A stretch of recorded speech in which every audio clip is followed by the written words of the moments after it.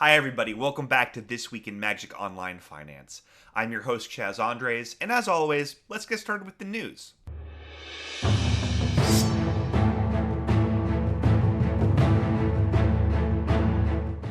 Now this weekend in Paper Magic was the Ixalan pre-release, so if you play that, here's hoping you're able to make it out to one of your local stores. If not, Magic Online is going to have Ixalan starting today, so good luck with your rips everybody. I think this is going to be the best standard format in, well, about a year. Now instead of the normal movers and shakers and trends this week, I'm going to be talking about changes to the treasure chest curated card list that are hitting MTGO alongside Ixalan. Now remember, whenever you open a treasure chest, you've got a couple chances to get one of these curated cards. And Wizards of the Coast, they change up the list every couple of months in order to keep it feeling fresh and keep the market from getting too stale. Now there's gonna be a lot of me just listing cards into the microphone this week, which I know is not the most exciting thing, and I will try to keep it interesting. Please bear with other than normal metagame shifts or reprint sets like Iconic Masters. This is the number one thing that affects your value on Magic Online. So I took a look at a lot of the price charts for many of the key cards that are going to start showing up a lot more in treasure chests or a lot less. And what I found is that there hasn't been a lot of shift so far. The market really isn't reacting yet to these treasure chest changes. It's going to start happening though. We've seen it happen with previous changes to the treasure chest curated list. And similar to when something is reprinted in a set like Modern Masters, if you increase the supply, the price is going to drop.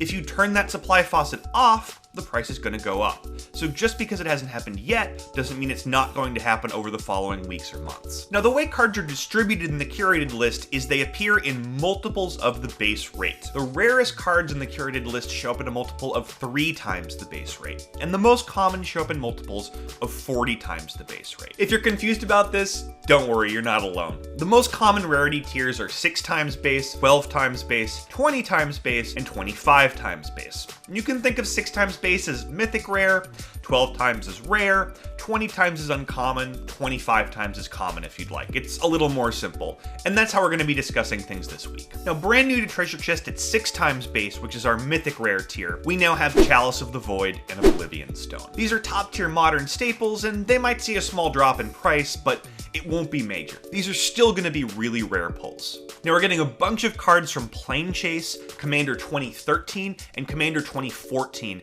added to our 12 times base or rare tier. Cards like Duretti Scrap Savant, Veladar Umbra, Akiji Honored One, Marath Will of the Wild, Oloro Ageless Ascetic, Ophiomancer, Primal Vigor, Grosh Skyraider of Care, Rune of the Hidden Realm, Sakashima's Student, Silent Blade Oni, Sudden Demise, Teferi Temporal Archmage, Tempt with Discovery, Thromach the Insatiable, and Titania, Protector of Argoth. Now as we've discussed before, there isn't a heck of a lot of demand for Commander stuff online anyway, but these prices are actually kind of expensive, and it's because very few people bought Commander 2014 and Commander 2015 decks online, and they haven't really been available any other way. So these are 8, 10, 12 ticket cards for the most part. Now cards like this that don't really have a lot of competitive interest, I think are going to tank pretty hard. We saw this happen a couple of months ago when Azuri Claw of Progress was added to treasure chests, and it dropped from a 10 or 15 ticket rare down to a 1 to 2 ticket rare. So if you open these in your treasure chests over the next couple of weeks, sell them right away. Even if you think you're going to need them for a deck, you'll be able to buy them back again cheaper in a couple of months. Now before we leave our 12 times base tier, there are a few other interesting cards worth talking about. Chameleon Colossus, Mystic Confluence, Rhystic Study, Fluctuator, and Surgical Extraction are all being added to treasure chests on this tier. Now Chameleon Colossus and Mystic Confluence are the best of these, and both of these cards have surged in price over the past couple of months, thanks to both real-world demand and extremely low supply. At this point, I expect both cards to peak and start falling in price because that safety valve has finally let up, and new copies are being added to the Magic Online marketplace. Moving on to our 20 times base or uncommon tier, we've got some cards from Masters Edition being added to treasure chests. This includes Chains of Mephistopheles, Poppy Artifact, Kuumbaj Witches, Elvish Spirit Guide, Gauntlet of Might, Helm of Obedience, Stasis, and Transmute Artifact. Now, some of these cards would be really exciting in Paper Magic, but none of them are very exciting on Magic Online. Helm of Obedience is the best one. Helm is a 23 ticket rare, and it's been creeping up in price recently. I expect that one to end up below 20 again soon. Moving down to our 25 times the base rate or common tier, we've got Ash Barrens. Ash Barrens is a 6 ticket card thanks to Pauper demand, but at this point, that price is not going to stick. I expect Ash Barrens to end up dropping back toward 2 tickets, though it should make for an exciting long-term buy if it's pulled out of treasure chests again at the next update. Now it's time to look at some cards that have already been appearing in treasure chests but are seeing their spawn rate increase. Think of them as cards going from mythic to rare, rare to uncommon, or common to common.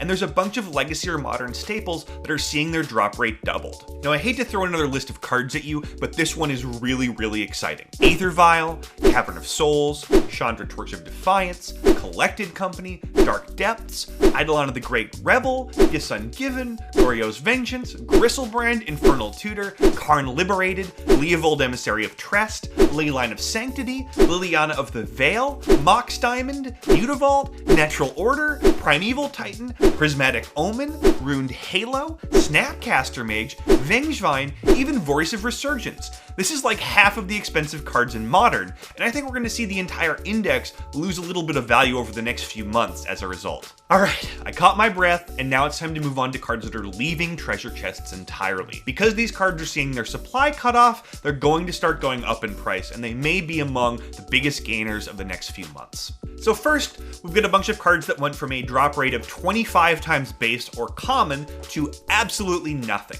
It's not the most exciting list, but there are some interesting cards on it. Funeral Charm, Hoodwink, Lightning Storm, Raise, Shatterstorm, Spell Snare, and Spire Golem. These have all been worth something in the past, and they'll probably all be worth something in the future.